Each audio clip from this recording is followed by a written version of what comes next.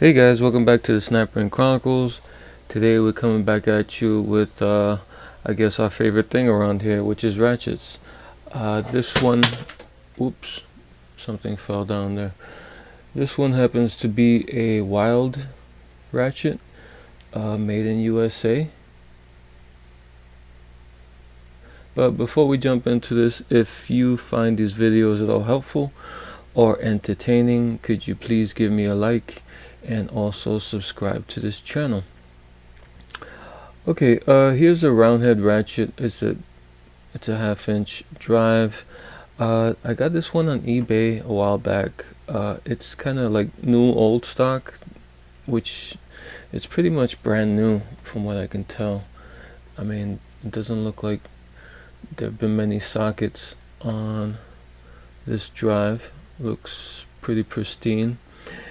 And the Wilde company says Wilde USA, and there's no other markings on this ratchet on the outside except for Wilde, and Wilde is kind of stamped pretty light, and the letters look, I don't know, they look kind of small for this big ratchet, but it is what it is.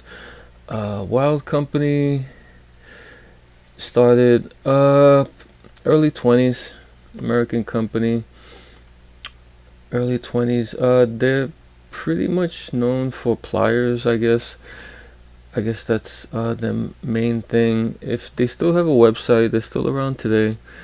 American made company, still one of the few that's still making stuff here in America. Still family owned, I think also.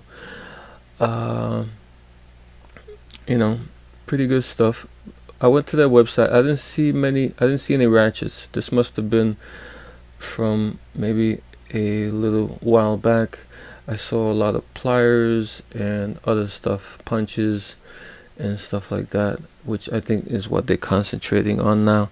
I did see some ratchet wrenches, those box wrenches, those double-sided box ratchet wrenches. I did see they had a line of those, but regular ratchets like this, I didn't see that they were offering any right now. From the looks of this looks like industrial, maybe military.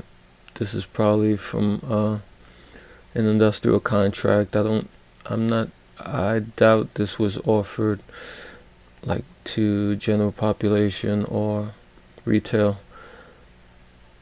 Just from the looks for it, from that little tiny stamping there, it doesn't look like if you wanted to put this retail and you wanted people to notice it, I don't think you would write these little tiny letters on this big wrench like that. So that's my theory on this ratchet, that it was probably industrial and probably came in a set or something like that. And some interesting facts about Wilde is that they made tools for craftsmen, serious craftsmen back in the 30s and 40s. I believe they made pliers, and towards the end, maybe in the 40s, they were making, I think, a few other things, wrenches also. So kind of an interesting fact about Wilde. Alright, so let's take this apart. It has the coil ring already started, so we don't have to spend no time on that. This is the coil ring. Looks brand new also. All the black coating on that is intact. And the wrench, the mechanism pops out. But let's take a look at the head for a second. The head looks pretty good. Doesn't look too bad. See here on the inside. I mean, the teeth they don't look super pointy or anything, but they do look pretty uniformed from what I can see here. The broaching looks pretty decent. There's a small ledge here on opposite the stamping, and on the stamping switch side there's a larger cutout there. But all in all, looks pretty good. The handle, the knurling isn't perfect, but it's pretty decent. It's not very tall, but there's a good grippiness to it. Looks pretty uniform, and it has a nice sharp line there where the knurling ends. On a lot of cheaper ratchets, you see like the lines just going and stopping whenever they want to. Here it's a nice sharp edge where the knurling is cut off. And the mechanism is just your usual mechanism. There's nothing special here, not much to see. This is the usual SK style of mechanism, and you can see there's a lot of grease in there, and this pawl is pretty wide right here. You see that? And each side of the pawl has 4 teeth, which is, I don't know, it's kind of an odd number, not odd and odd even, but I don't run across a lot of ratchets that have 4 teeth for some reason.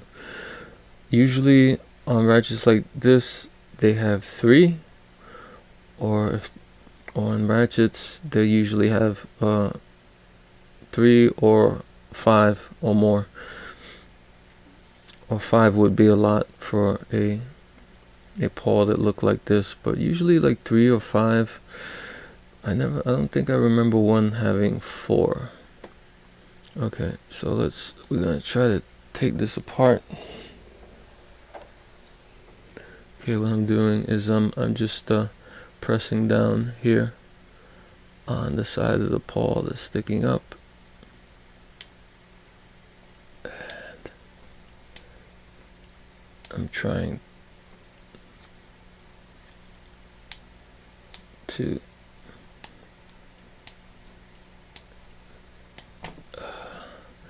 maybe I need maybe a stronger magnet. Let me try this. Let me try this one. Okay. All right, there we go. And that's the Harbor Freight magnet, which is quite a bit bigger than the Dollar Tree magnet, which, you know, I'm always picking up at Dollar Tree. Alright, so let's pull it out and see what we have.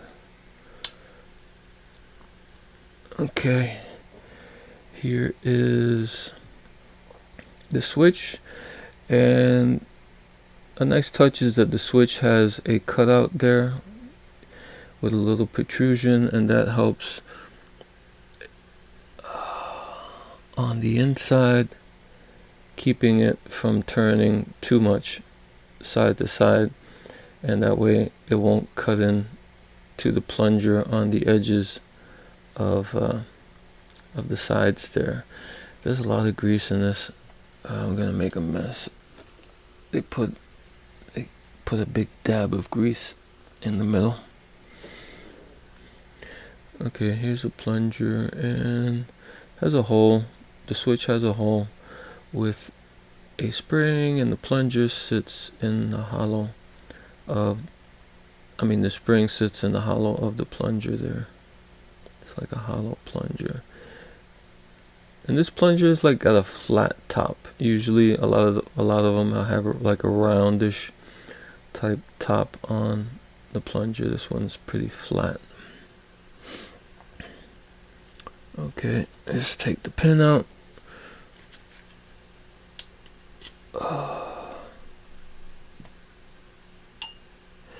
Okay, here's the pin for the pawl. It's a pretty beefy pin. Looks pretty decent. Not bad. And the pawl, I'm gonna have to wipe this off because I guess they just put a dab of grease in it like that in the factory, and I guess they figured that that's gonna be good for however many years before this is serviced. Let me get some of that off so you can take a look at this pawl. The pawl looks pretty decent. Like I said, it's a nice beefy wide pawl. 4 teeth. Is chamfered on both ends. I don't see any letters or anything on this, so it just is pretty much just that. And on the bottom there's a little indented area there, little like trench there in the middle of the bottom. Okay, here is the housing. It's pretty heavy, pretty beefy. Everything looks well done, looks well cut. We chamfered the hole here for the switch. And let me try to get some of this grease off of this. Let's see if I can do this really quick. Just give me 2 seconds, because I hate handling stuff with grease all over it, because I don't know, I just feel it's gonna get everywhere. Thankfully this is thick grease. It ain't like really sloppy. It comes off in chunks. There's a better look at the mechanism. And here, let me take the spring off. And the cutout you see there, it keeps it from going all the way over. See there? That little protrusion. See it?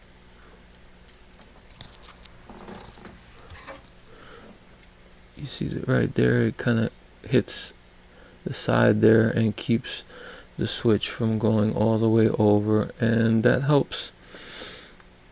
The plunger not get mangled that much, which is a problem with this style of usually round heads that look like this, especially the cheap ones, the made in China or Taiwan ones that are really inexpensive,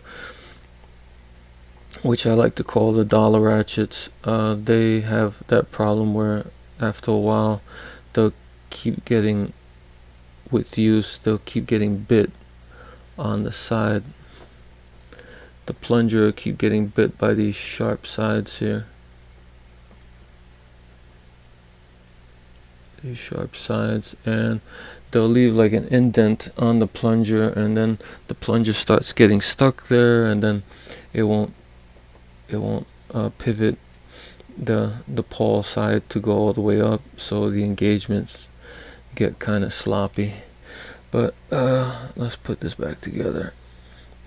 Okay, you just take your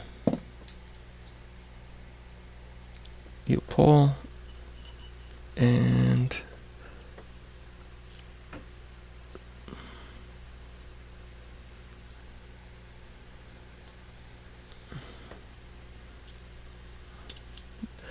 put your pin in like that. Take your plunger, get that in the hole with the spring, and put that like so. Get your pick and press the plunger in.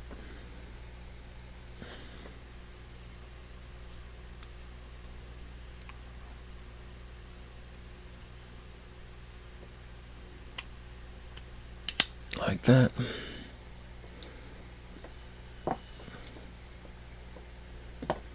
Now you see if it's working. Yeah, it's working.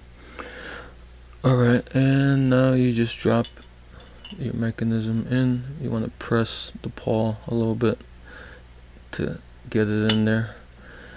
And you take your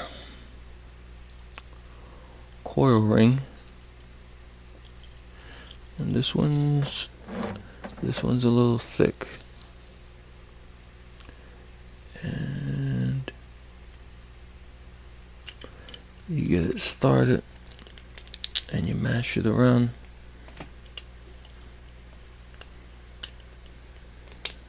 Like that. Make sure it's secure. See if it's working. And there you go. There is your completed ratchet. What do I think about this? This isn't bad. This is kind of industrial. It's pretty basic. It's no nonsense, but I don't know.